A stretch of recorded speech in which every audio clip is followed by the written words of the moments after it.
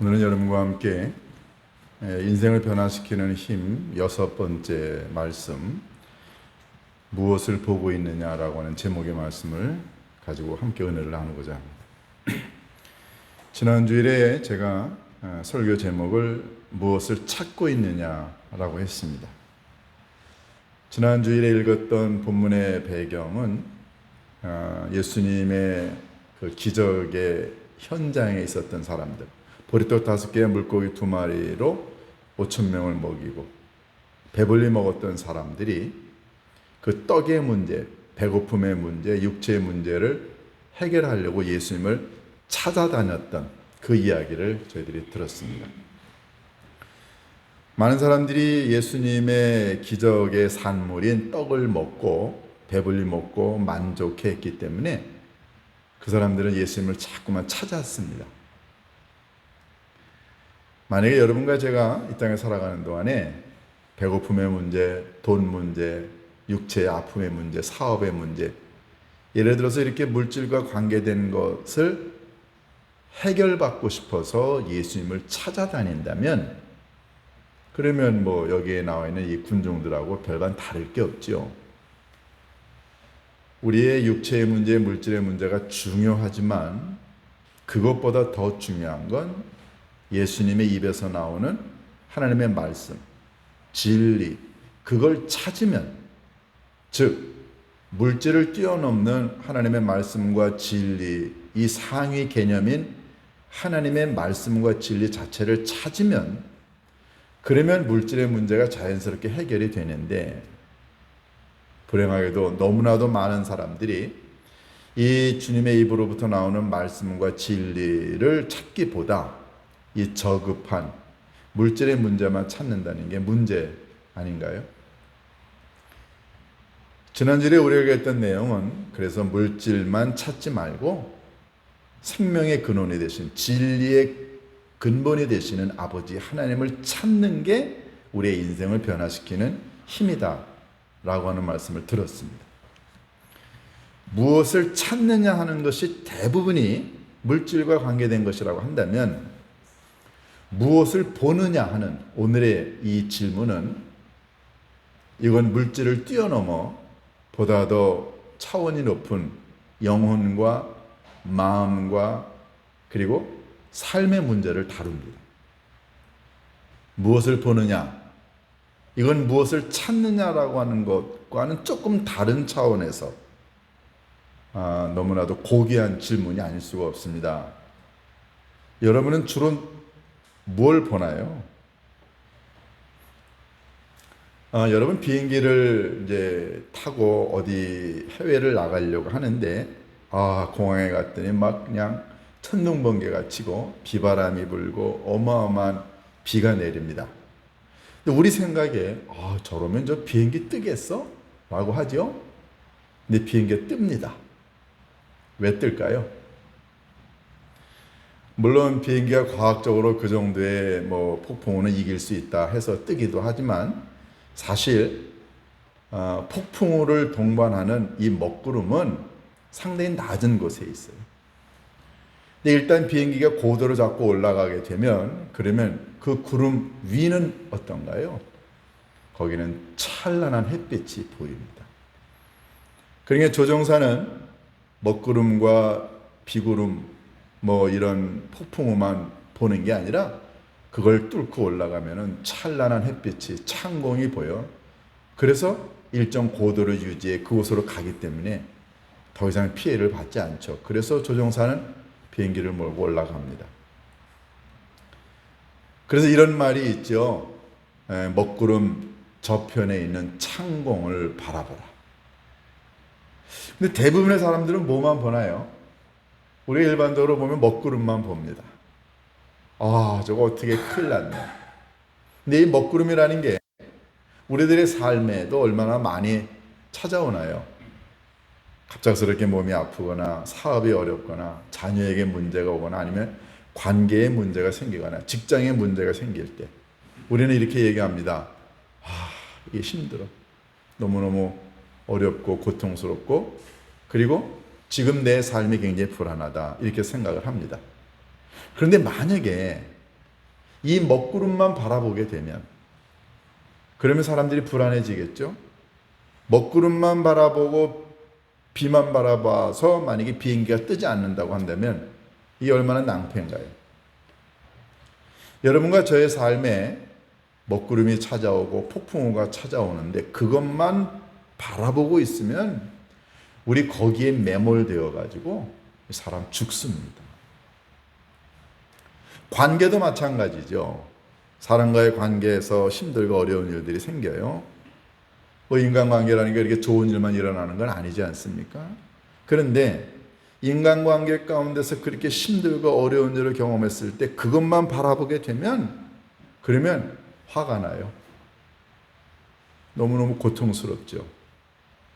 그런데 인간관계의 어려움만 바라보지 말고 그 저편에 있는 만약에 주님을 바라본다면 어떨까요? 자, 오늘 우리가 읽은 이 본문은 여러분이 여러 차례 성경 공부나 말씀을 통해서 들어보신 경험이 있는 내용입니다. 아주 평이한 내용이죠. 그런데 저는 오늘 여러분과 함께 약간 시선을 조금 달리해서 제자들이 보고 있는 것, 그리고 예수님이 우리에게 요청하시는 것, 우리가 무엇을 바라봐야 되느냐, 여기에 좀 초점을 맞춰서 이 말씀을 가지고 은혜를 나누고자 합니다. 오늘 본문의 배경은 이렇습니다. 예수님께서 하루 종일 복음을 증언하시다가 피곤하셨어요. 성경에 보면 예수님이 배를 타고 갈릴리 호숫가 해변가에 이렇게 배를 타고 계시고, 그 다음에 아마 무리들은 이렇게 언덕에 있었던 것 같습니다. 예수님이 하루 종일 귀신 들린 자 고쳐주고, 그리고 여러 가지 기적을 행하시고 병든 자 고쳐주시고 힘들고 어려우셨어요. 그리고 오후 때쯤 돼서는 아마 이렇게 해변가에서 배에 앉으셔서 백성들에게 말씀을 전하셨던 것 같습니다. 저녁이 되었어요. 피곤하죠. 그런데 예수님이 거기 계시게 되면, 그러면 많은 사람들 가운데 있어서 쉴 겨를이 없을 거라고 생각하셔서 예수님이 제자들 보고, 야, 우리 호수 건너편으로 가자. 그러니까 제자들이 예수님을 태운 그 배에 그대로 모시고 떠납니다. 그때 성경에 보면은 다른 배 몇 척이 함께 갔다고 그랬어요. 그런데 재밌는 표현은 이렇게 예수님이 제자들 보고 호수 건너편으로 가자고 했을 때가 날이 저물었을 때였다 그랬어요. 어두워지는 거죠. 그럼 우리가 일반적으로 어두워지면 어떻게 합니까? 하루의 삶을 다 정리하고 어느 집에 가서 편히 쉴 거 아니에요. 그런데 예수님은 제자들 보고 건너편으로 가자고 하십니다. 어제는 제자들이 예수님의 요청을 받고 이제 배를 타고 건너가는데 아마도 중간쯤에 갔었던 것 같습니다. 갑자기 풍랑이 일었어요. 여러분, 이 갈릴리 호수는 전 지구상에서 가장 해수면이 낮은 곳이에요. 갈릴리 호수는 이렇게 땅으로 가다가 250m 정도 땅이 이렇게 파진 곳에 저 밑에 구릉에 있는 호수입니다.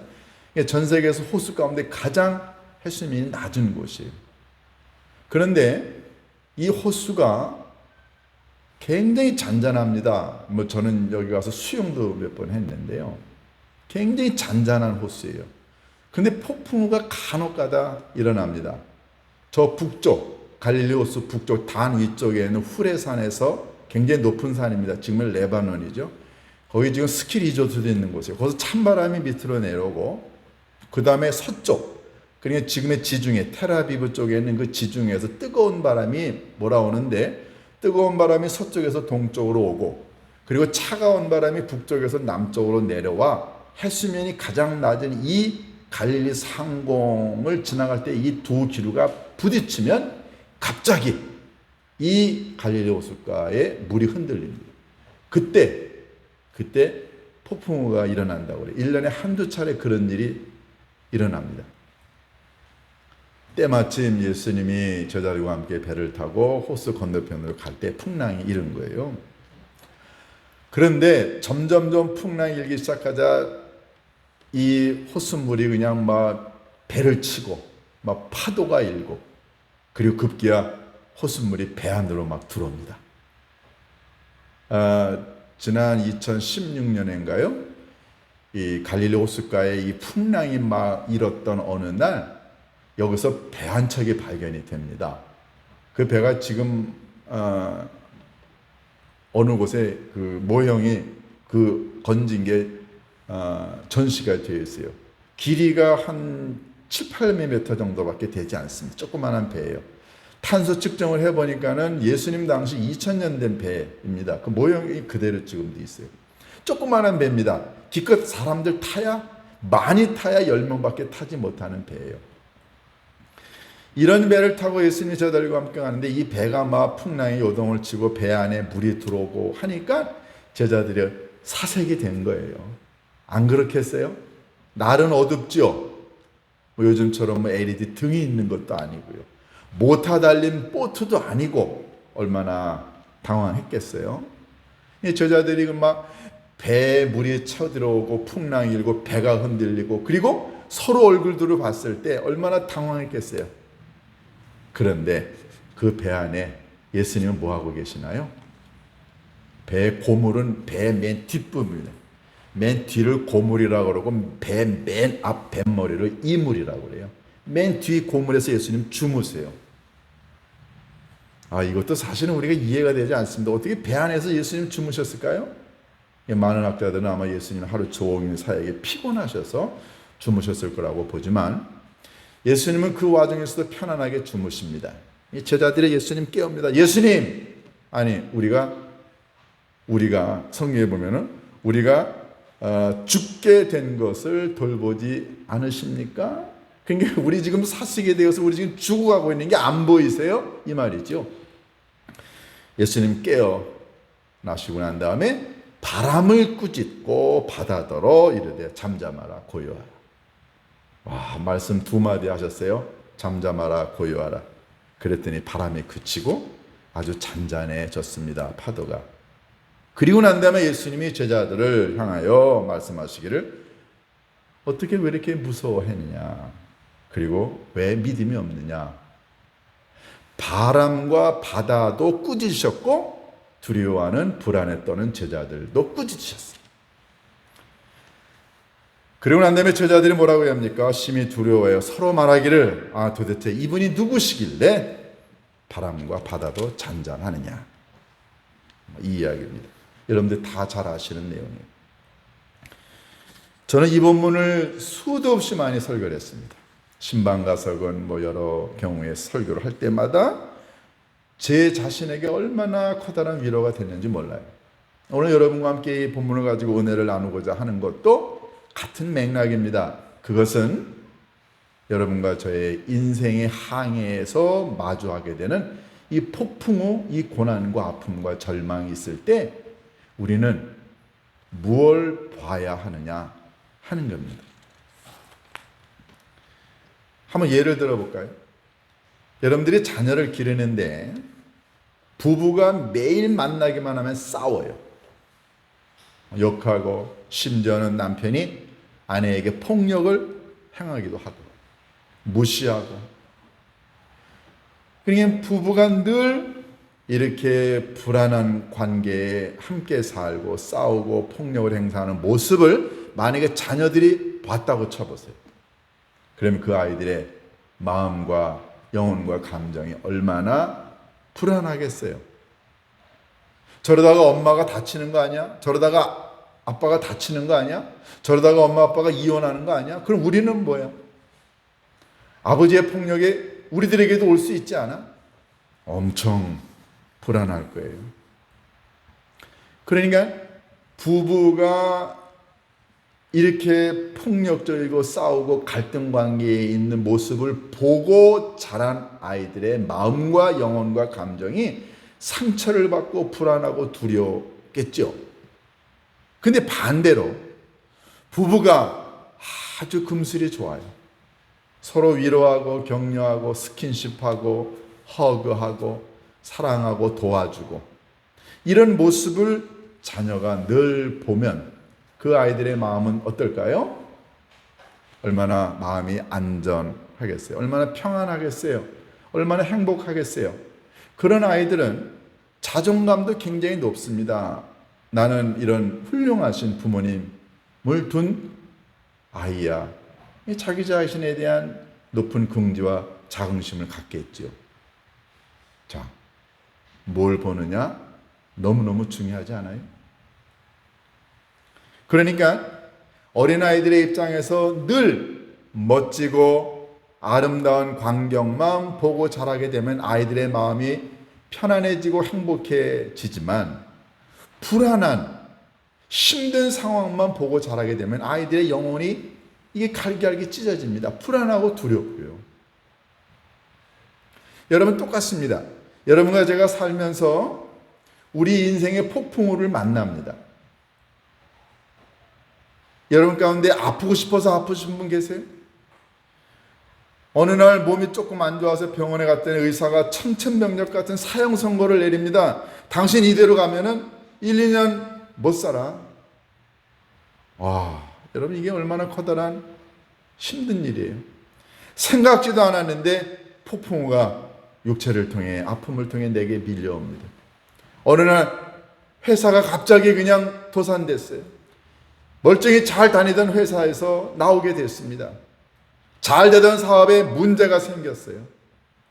결혼해서 시집장 가서 살고 있는 아이들에게 문제가 생겨서 사네 안 사네 그럽니다. 여러분, 인간이 이 땅에서 살아가는 동안에 경험하는 폭풍우가 얼마나 많나요? 그런데 이 폭풍우를 원해서 당하는 사람 아무도 없습니다. 여러분과 제가 살면서 이렇게 편안하게 쉬고 싶고 안전해지고 싶고 예수님이 저편으로 건너가자고 한 이유는 가서 좀 편안하게 쉬었으면 해서 예수님이 가자고 한 건데, 그 편안하게 가고자 하는 그 마음이 있었던 그 한가운데 폭풍을 만납니다. 여러분과 저도 그렇게 만나지 않아요? 예상치 않고 생각지도 못했던 폭풍우가 우리들의 인생에 밀려옵니다. 그럴 때 여러분 뭘 보실 거예요? 제자들은 배 안으로 밀려 들어오는 물을 보고, 그리고 배를 그냥 흔들리게 만드는 파도를 보고, 그리고 흔들리는 배를 보고, 그리고 사색이 된 자기 자신들의 얼굴을 바라보면서 너무너무 두려워합니다. 만약에 여러분과 제가 이 땅에 살아가는 동안에 생각지도 않았던 고난이 오고 아픔이 오고 절망이 오고 힘든 일들이 막 닥쳐오는데, 만약에 우리가 거기에만 관심을 갖고 거기에 초점을 맞춰서, 즉 문제와 고난과 아픔과 절망의 상황에만 초점을 맞춰 그것만 바라보게 되면 우리 어떻게 되나요? 죽습니다. 여러분, 이 본문에 나와 있는 이 제자들의 상황은 한마디로 패닉에, 이 완전히 공포에 지금 사로잡혀 있습니다. 왜 그랬을까요? 그건 다른 게 아닙니다. 이 제자들은 자기네와 함께 지금 이 배를 타고 항해를 하고 있는 이 배 안에 예수님이 계신다는 사실은 완전히 잊고, 배 안으로 밀려 들어오는 물과 그리고 배를 흔들게 만드는 파도와 사색에 대한 자기 자신들의 얼굴만 바라보고 있으니까 이 제자들의 삶이 힘들고 어려운 거죠. 다시 말해서 이 제자들이 본 것은 고난의 현장, 고난의 상황, 아픔과 절망과 이 문제 자체에만 지금 관심을 갖고 있습니다. 여러분과 제가 이 땅에서 살아가는 동안에 문제를 피할 수 없지만, 고난을, 역경을, 힘든 상황을 피할 수 없지만, 만약에 그것만 바라보게 되면 우리 다 사색이 됩니다. 우리 마음도 영혼도 상황도 다 찢어집니다. 그런데 그 안에, 그 항해에 누가 계시나요? 거기 지금 예수님이 계십니다. 여러분과 제가 이 땅에서 살아가는 동안에 예수님을 믿고 의지하고 고백하는 우리들의 모든 삶에 예수님이 뭐라고 말씀하셨습니까? 내가 세상 끝날까지 너희와 항상 함께 있으리라. 예수님이 십자가 위에만 계시는 게 아니고 예수님이 교회 안에만 계시는 게 아니고 여러분과 저의 인생의 항해에, 믿음의 항해에 예수님이 계시는데, 그런데 우리는 살다가 경험하는 힘들고 어려운 일을 만날 때마다 그 예수님은 눈에 들어오지도 않고 보이지도 않고 오로지 그 문제, 그 고난, 아픔과 절망의 상황만 눈에 들어옵니다. 그러니까 힘들고 어려운 일을 경험하는 거죠. 우리의 인생에 밀려 들어오는 고난의 파도에, 그것 때문에 흔들리는 내 직장, 내 일터, 내 육체의 아픔, 그것 때문에 겁먹은 우리 가족들의 모습, 여러분 그것만 자꾸만 눈에 들어오니까, 그러니까 불안합니다. 내가 죽게 되었는데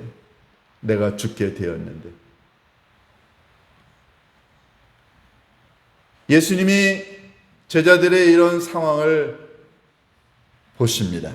그러면서 말씀하십니다. 왜 믿음이 없느냐? 불행하게도 너무나도 많은 기독교인들이요, 이 땅에 믿음의 삶을 살고 믿음의 여행을 하는 동안에 예수님이 옆에 계심에도 불구하고 그 예수님이 갖고 계신 능력과 예수님의 함께하심과 약속이 있음에도 불구하고 그걸 활용을 못해요. 왜냐하면 너무너무 어렵고 힘든 상황에, 문제에 함몰이 되어가지고, 그래서 우리의 인생의 항해에 함께 계시고 뒤에 계시면서 우리가 아프고 힘들고 어려울 때 우리를 도와주시려고 준비하고 계시는 예수님을 보지 못한다는 것입니다. 그러니까 예수님을 갖고 계신 그 어마어마한 능력을 활용을 못하고 고난과 아픔에, 그런 힘들고 어려운 인생의 길만 걸어갑니다. 여러분은 누구와 인생의 항해를 하고 있나요? 우리 모두의 인생의 항해에요, 고난이 들어옵니다. 육체의 질병이 찾아옵니다. 재정적인 문제가 찾아옵니다. 당연하죠. 이거 없는 사람이 어디 있나요? 그런데 적어도 예수님을 하나님의 아들이라고 고백한 우리 믿음의 사람들에게 우리와 함께 계시는 예수 그리스도가 나의 인생의 항해에 함께 계신다는 믿음을 가지면, 그러면 우리 안에 들어오는 고난에, 힘들고 어려운 역경과 문제가 우리 안에 있음에도 불구하고 우리는 그 예수님 때문에 그걸 이길 수 있지 않나요? 예를 들어 볼까요? 어떤 사람이 사이가 좋지 않아요. 이 사람은 저 사람 욕하고 저 사람은 이 사람 욕하고 막 이렇게 힘들어. 그런데 이 두 사람이 모두 다 그 문제에만 집중해 보세요. 그 사람이 어떻게 나한테 그럴 수 있어? 내가 자기에게 어떻게 했는데, 그 사람 너무너무 한 거 아니야? 이해가 되지 않습니다. 문제만 바라보게 되면은 어떤 결과가 나타나나요? 그러면 싸움만 커질 뿐이에요. 문제만 점점 더 복잡해집니다. 그 사람이 어떻게 나한테 그럴 수 있어? 관계만 나빠지고요, 문제가 더 커지기도 하고 자기 자신의 마음과 영혼이 피폐해집니다. 내가 저 사람한테 그런 취급을 받을 게 아닌데 말이 안 돼. 여러분, 문제만 바라보게 되면 그 문제가 해결되는 게 아니라 문제만 점점점 복잡해집니다. 다른 문제를 가지고 와요. 관계 나빠지고 내 영혼과 마음이 다 상처받습니다. 그런데 문제를 바라보지 않고 문제 저편에 계시는 예수님의 말씀과 가르침을 바라보면 그 문제가 어떻게 되나요? 해결됩니다.